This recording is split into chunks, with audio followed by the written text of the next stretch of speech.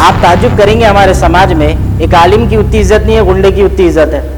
انہیں گلے میں چین پہن لیا تو 10 لوگ زیادہ سلام کر رہے اس کو. قاتل جب قتل کرتا اس کو احساس ہی نہیں ہو رہا کہ اس کے پیچھے اس کا خاندان بھی ہے. پولیس والے سمجھائیں کہ قانون کیا ہے کہ اتنے قتل ایک ساتھ مسلسل پیش آئے تقریباً 15 دن کے اندر. اب تک بھی حکومت کی طرف سے کوئی بھی اعلیٰ سطحی اجلاس ہی منعقد نہیں ہوا. اگر اسی طریقے کی صورتحال یا ایسے واقعات سٹی کے اندر پیش آتے تو کیسا رویہ ہوتا تھا، وہ سوچنے کی بات ہے. مسئلہ یہ ہے کہ آج کوئی بھی حکومت کے پاس ایک میمورنڈم لے کے نہیں جا سکتا. آج کوئی بھی ایک عالم، یہ نوبت پہ حیدرآباد جو ہے یہ زوال کی طرف آ گیا بغیر وسیلے کے. اس کے لیے بھی کوئی نہ کوئی ایک بیچ میں ہونا ضروری ہے جو لے کے جا کے آپ کو وہاں تک پہنچائے گا. گزشتہ 10 سال بھی یہی ہوا، اب یہ نئی حکومت کا سلسلہ بھی یہی طریقے سے چل رہا. لیکن اگر آپ غور کریں گے تو ہمارے حیدرآباد کی تاریخ رہی کہ جو پرانے اکابرین زندہ تھے وہ لوگ سیدھا سب سے پہلے حکومتی دفتروں کا محاصرہ کرتے تھے اور وقت کے بڑے بڑے حکمرانوں سے جو ہے مقابلہ کرنے کی طاقت رکھتے تھے. کون سا عالم ہے جو نہیں بول رہا کہ رسم کو ختم کرو، شریعت پہ عمل کرو؟ ہماری خواہش ہے رسم پہ چلنا، ہماری خواہش ہے شریعت کی دھجیاں اڑانا، ہم ہی ہیں سنتوں کے گلے کاٹنے والے. پھر دوسروں سے کیا گلہ کریں گے؟ پھر بھی ہم سے یہ گلہ ہے کہ وفادار نہیں، ہم وفادار نہیں، تو بھی تو دلدار نہیں. عزیزان محترم، آپ حضرات یہاں پر موجود ہیں. میں جہاں تک سمجھتا ہوں آپ حضرات کے حلیوں کو اور آپ کے انداز کو ہم سب دیکھ کر یہ محسوس ضرور کر رہے ہیں کہ آپ میں کوئی قاتل نہیں ہے. اور اس سے بڑی بات یہ ہے کہ نہ آپ کو بولنے کی ضرورت ہے کہ قتل نہ کو کرو. وہ اس لیے کہ علمی اور ادبی شخصیات نظر آ رہے ہیں، بالکل لباس سے، چہروں سے، انداز سے. اصل محنت جن کے اوپر ہونا ہے وہ لوگ ہم کو گھٹنے کے لیے تیار نہیں ہیں.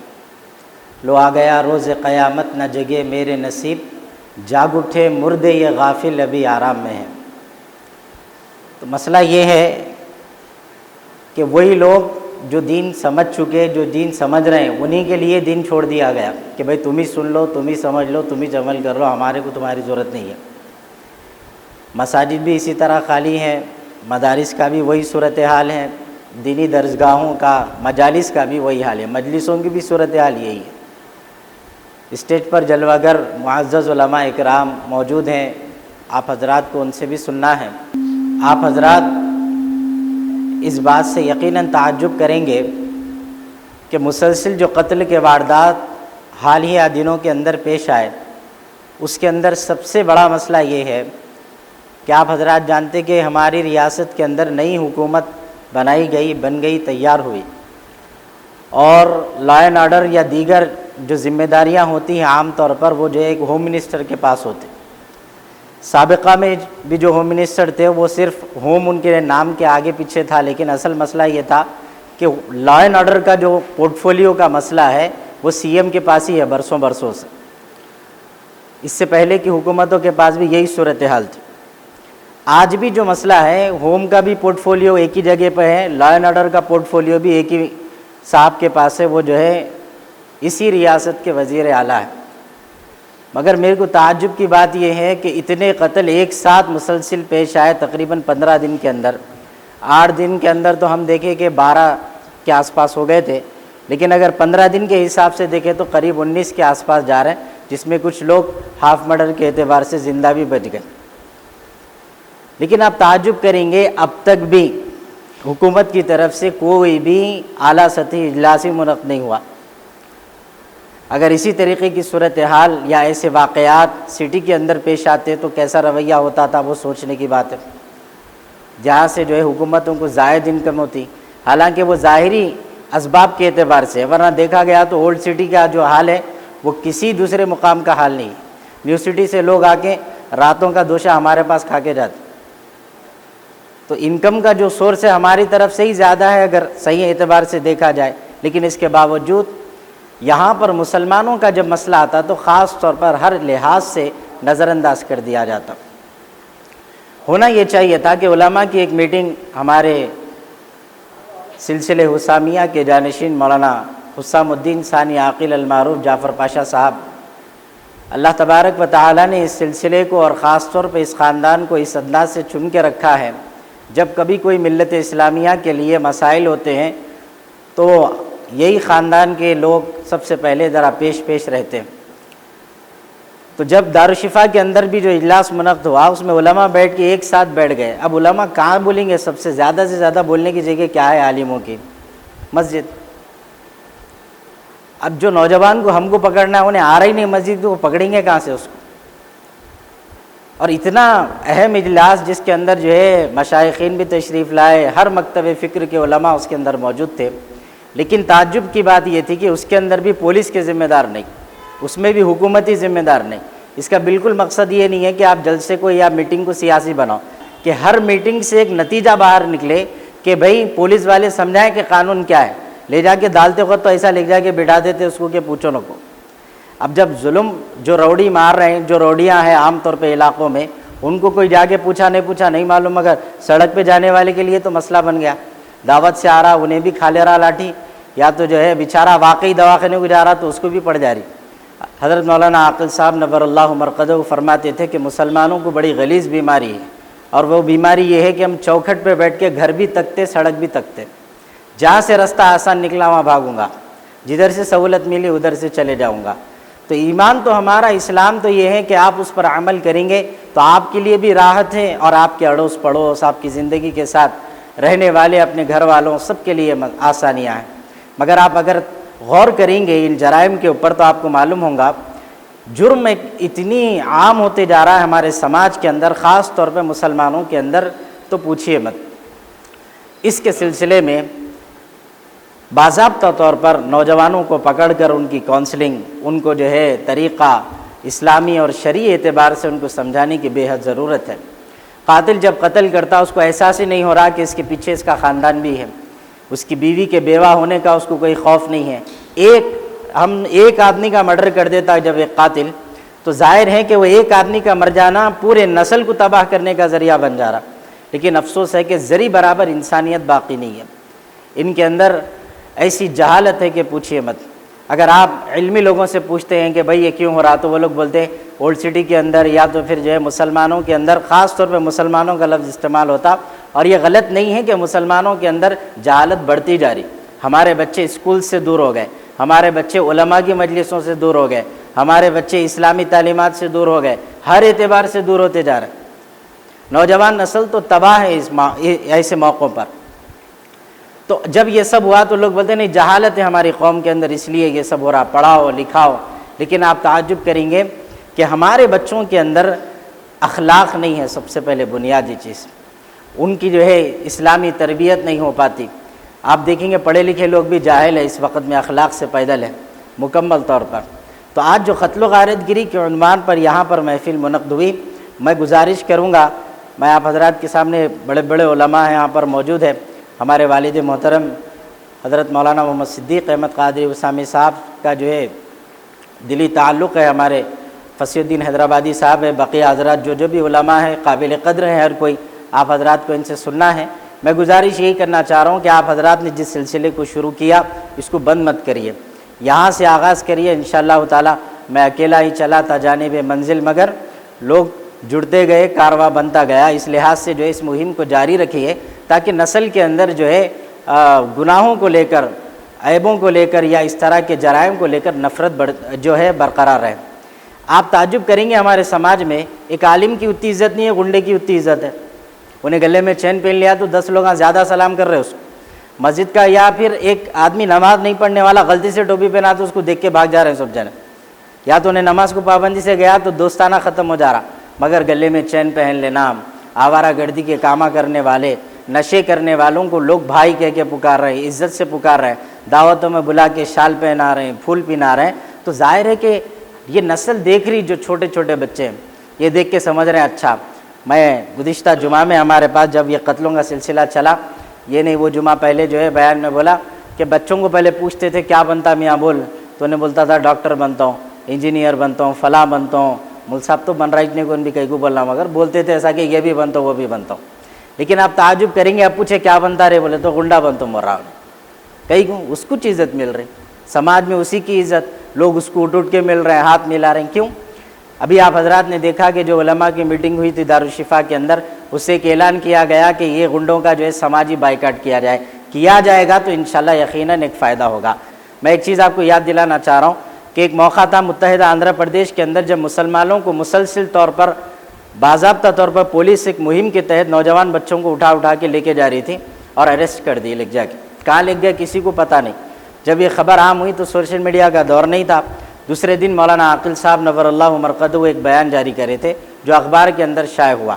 یہ جو واقعہ ہے پولیس کے ہی اعلیٰ ذمہ دار سے میں سنا اور انہوں میرے کو تعجب کرتے ہوئے سنا ہے. ہمارے لیے مسئلہ بنا دیے تھے عاقل صاحب.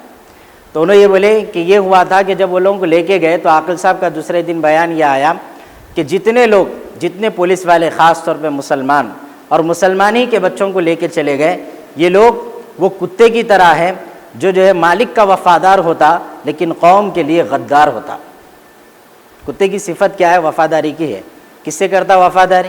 مالک سے. اپنے ہی ذات کا آدمی آیا تو کیا کرتا؟ بھوکتا. انہیں آنا ہی نہیں بیری گلی میں کہیں کو آیا رہے تو.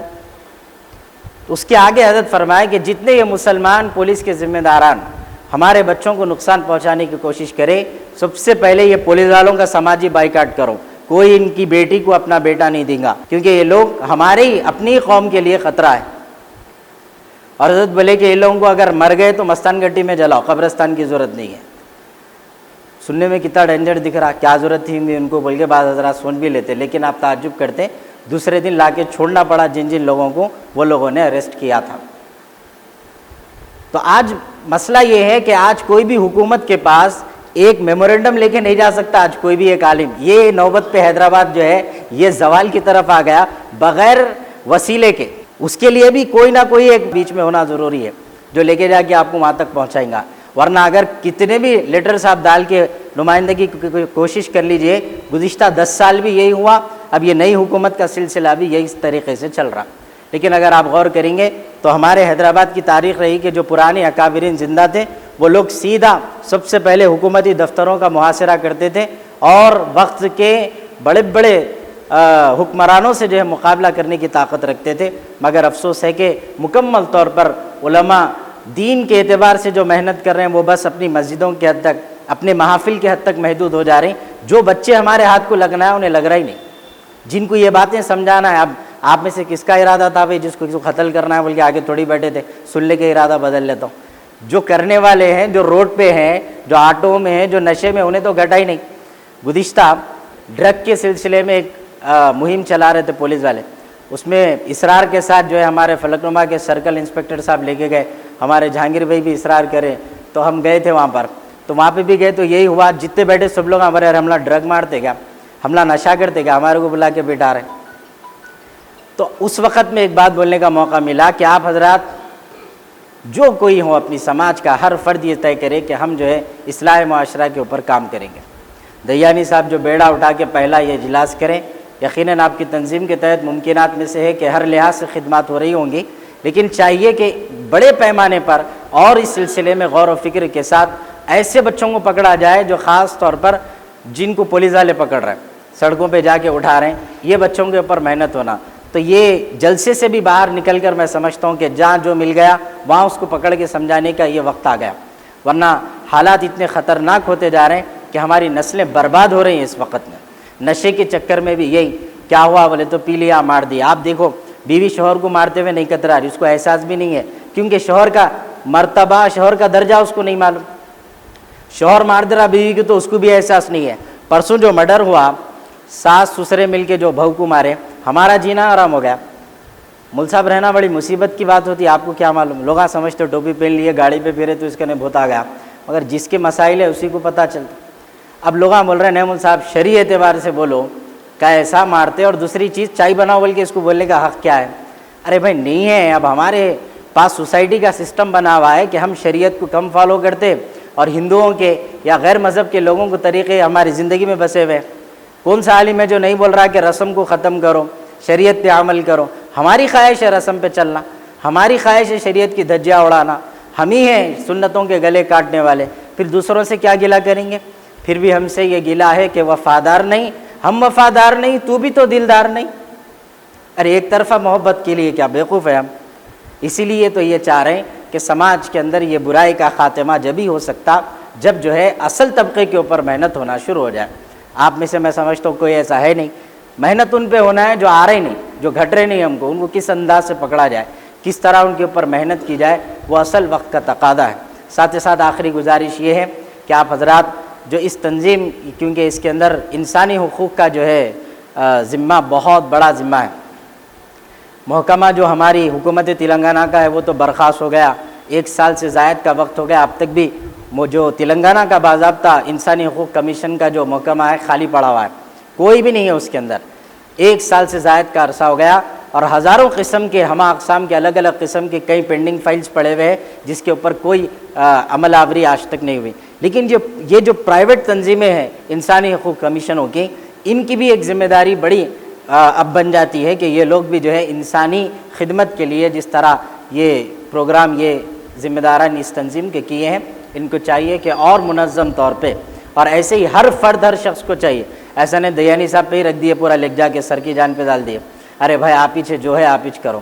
ہر فرد چاہیے کہ بھائی ہر کوئی اپنے اپنے اعتبار سے کوشش کرے کہ جس انداز سے کام ہو۔ اللہ کے رسول صلی اللہ علیہ وسلم نے حجۃ الوداع کے موقع پر یہ کہا تھا کہ تم میرے بعد کیا نہیں بننا، کافر نہ ہو جاؤ کہ ایک مسلمان دوسرے مسلمان کو قتل کرے۔